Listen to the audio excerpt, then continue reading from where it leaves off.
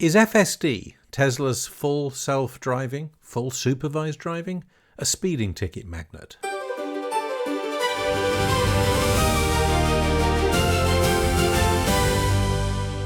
Welcome back to the EV Boomer podcast. I'm Richard, the host, and it's been a while. Lots changed, including the fact that I retired, which means I have more time to do all of this.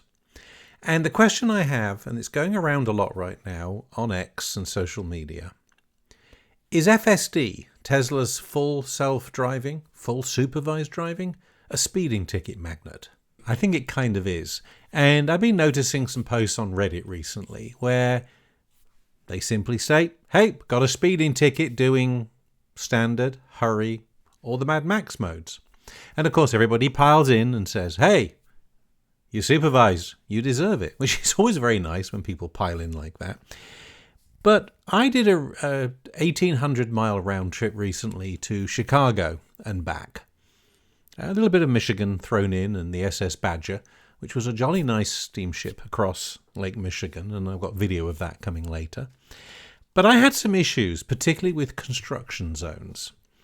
And I'm going to share those with you.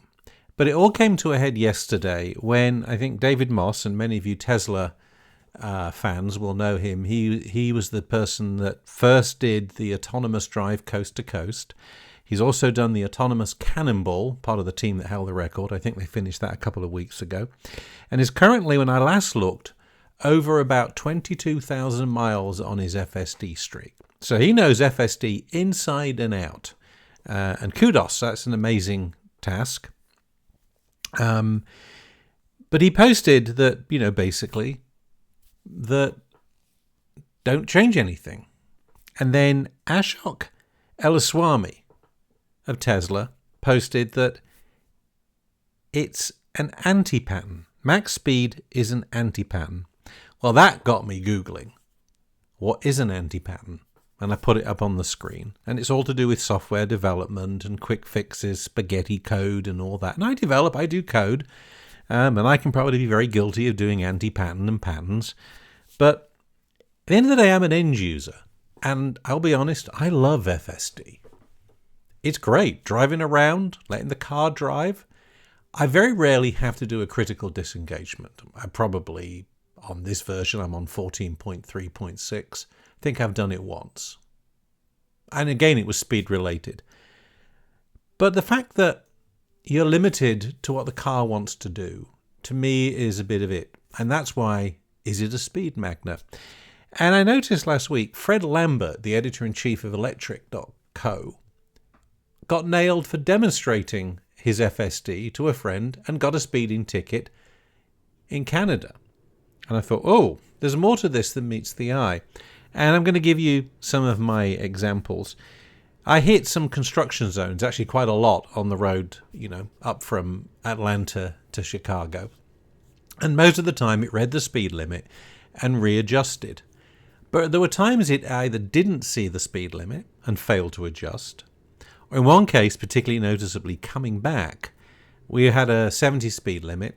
I was doing standard mode, FSD, and it hit 75. The roadworks had a 45 speed limit. It saw it, slowed down, 49, 50. But then, I guess a few hundred yards later, it went back to what the navigation system said is right for that road, which was 70. This was like 3 or 4 miles of roadworks.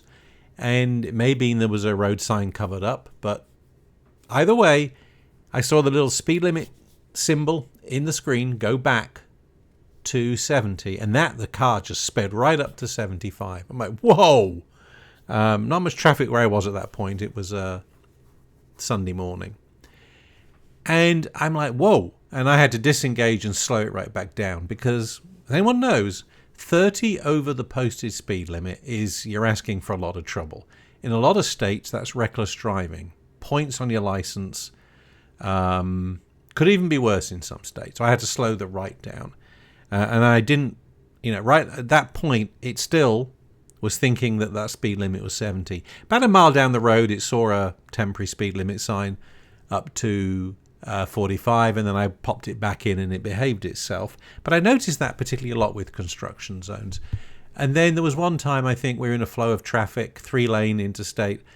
We were doing, I think it was 65 limits, so I was about 70. It decides that it doesn't like the lane I'm in. It's going to pull out into the fast lane, left lane, and speeds up. I had already got Waze running. It told me there was a cop car ahead. Sure enough, there it was, center median, radar gun, and I had to disengage, slow down, and I went past him. I thought, well, if he technically wants to get me, because I think we sped up to about 75, 65 limit. He chose not to follow me, or I don't know, but either way, I escaped it. So I was particularly very happy about that. And I noticed this a few times. Now, the Tesla has 5 speed modes in FSD. If you're in the what they call the cruise control, the TA, traffic aware cruise control or autopilot, you can actually set the maximum offset, and you can also set the distance behind the vehicle. In fact, the funny thing is, the first time I ever got the Tesla, when I rented one in Oregon, is I popped it into cruise control, and it literally sped up and almost bumper to bumper with the truck that was in front of me. I thought, well, this is a bit scary, because if this truck stands on its brakes, I'm probably eating the fruit in the back of this truck. So I had to finally pull off the road and Google, how do I adjust these things? You learn, and realized it was the little steering wheel on the wheel on the steering wheel. So I adjusted it, got a nice safe distance. I like that. Maximum offsets. FSD doesn't have that. There are 5 modes. There's sloth, which is about the speed limit. There is chill, which most of the times is 2-ish over the limit. There's standard, which on a quiet traffic day is around 5 over the limit, or with the flow. There is hurry, which I found can go a lot faster, 10, 12, whatever. And there's Mad Max, which I think is... I'm a boomer. I'm a curmudgeon. Weaves in and out a lot more. I don't know how fast it goes. I did some tests, and I'll show you the video of that. So I'm going to flip it into chill, and I think we'll probably see it increase a little bit. Not yet. Usually in chill I go 1 or 2 over the limit. Now what's interesting is coming up is a sign that says minimum speed 40. You can see there on the screen it read it as 40, but it didn't adjust the speed. It did drop a mile, but that was about it. So right now the navigation thinks it's 40, but it didn't at least slam the brakes on or slow me down. But normally chill is around a couple of over. Let's knock it up to standard. And that's usually where I do most of my driving. Oh, it's pulling out. Decided to pull out into the middle lane. Bit of a lane hog, I guess. Getting up to 70, we're going to go up a bit. Normally that gets to around 74, 75. There we go, top of the hill.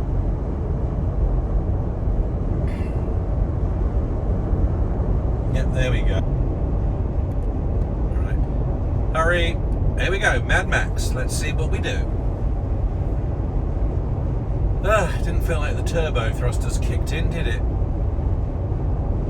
Well, 76, maybe because there's that vehicle in front.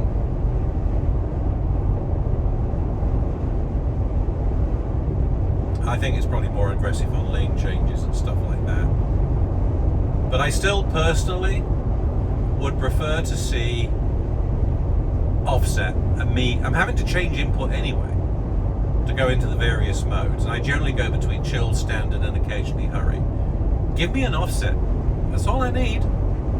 Now, before I retired, I used to take the toll road in Atlanta to work a lot, I-75 southbound. And a lot of the times we get on, and the speed limit at that point is 55. The flow of traffic is doing 65 to 70, and that's what would happen in the left lane. I would often pull over to the right lane and just ease off a bit. But no, it would continue doing that 70 speed. Nothing in front of me, everyone's in the left lane. So I would drop it to chill. Chill would immediately almost slow it down. Almost like brakes kicking in, but regen. Don't know if the lights come on. Back to 57. I want to go a little faster than that. put it back into standard. Sometimes it would creep back up to 70. Sometimes it would actually get to around 60 and stay there. So there was no consistency. I'm sure in computing terms there is a pattern, not necessarily an anti-pattern, that would take it there. But either way, it used to make the commute a lot more palatable and easier. And I will say at the end of the day to the engineers at Tesla, you did a phenomenal job with FSD. As I say, I did 1,800 miles to and from Chicago, probably 1,700 on their FSD, and it did a great job.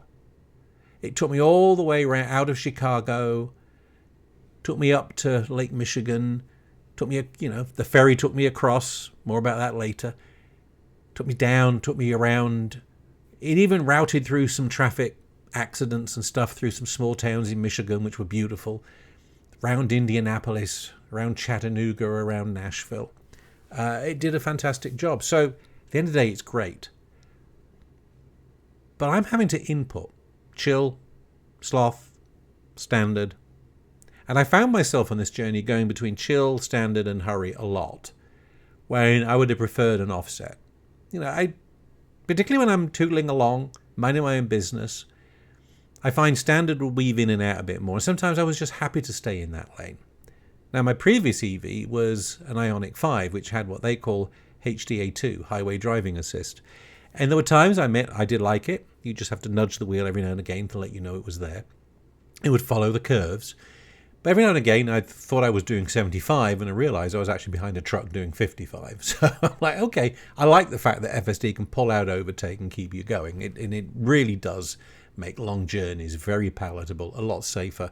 I've had the car move out of the lane when a car was drifting across and stuff like that. So it's very safe, but it's still supervised. I think the weakest part of all of this is the navigation, the maps.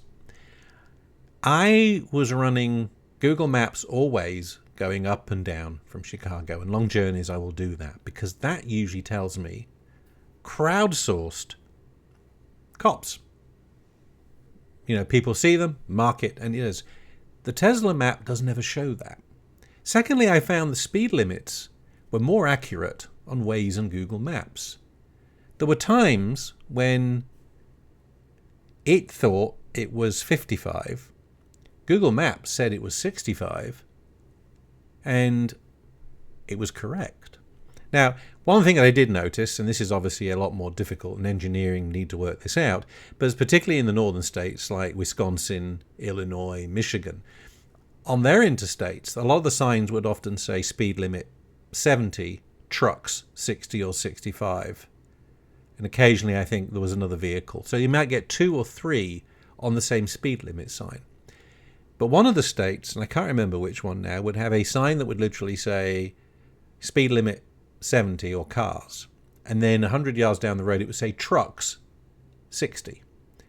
And the Tesla saw that as 60 and knocked me back down to 60. So I was forever having to adjust. So I still think it's got some ways to go. But it's very interesting. It just didn't read the word trucks. And as you can see in the video, that occasionally it would read a minimum speed limit sign and show that. But I have noticed under FSD it doesn't slow it down. I think autopilot, TACC, it might.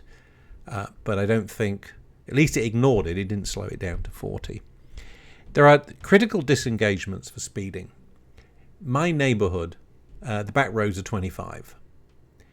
If I come back from the supermarket under FSD, it will go 25 and then it pulls out into a road of 40. It still goes at 25.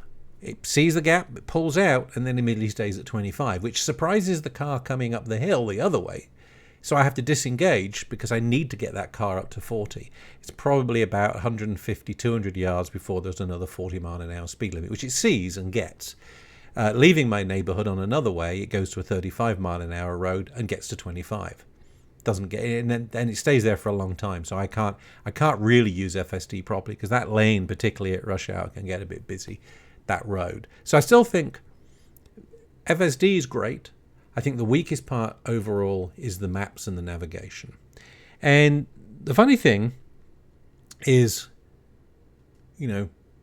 seeing all these tweets, and I showed you my examples earlier on, is that you can definitely tell those that are pragmatic. It's a car. They love it. They love what it can do, like me. But there are those who are just, Tesla can do no wrong. The fanboys. And they come piling in. And will defend them to the nth. It's a car. I love it. I love my Ioniq 5. I love my Tesla Model Y. EVs have invigorated my love for cars. Be a curmudgeon. But at the end of the day, nothing's perfect. And you might be happy. I saw lots of people saying, put it in chill mode, put it in sloth. But if the navigation thinks it's 70, but the real speed limit's 40, you've got a disconnect, and a pretty big one. Fortunately, I did pass a couple of cop cars doing faster than I probably should have done. Lessons learned. Did not get pulled over, but a lot of people did.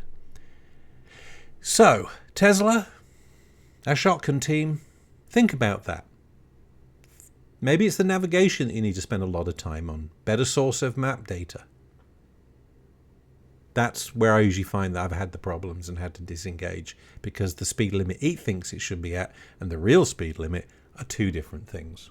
Anyway, I'd love to know your thoughts. Put them in the comments below if you're watching the YouTube podcast, or you can email me, richard@evboomer.com. If you're listening to the audio podcast, the version of this, please like and subscribe to this as well. We're trying to sort of grow things. I'm now retired. I'm going to be a curmudgeon here and there. We're going to try and do some different things. There are lots of Tesla videos. There are lots of EV videos. We're going to try and do some different takes on this. But either way, I hope you've enjoyed it. Let me know what you think. Am I just smelling the air and probably need to have another cup of strong coffee? Or do I need to get out in the gym? Or do you think there's a seed of truth in what I'm saying? At the end of the day, I love FSD. I love what it can do. I just want a little bit more control over the speed. Anyway, until next time, stay safe and thanks for watching or listening.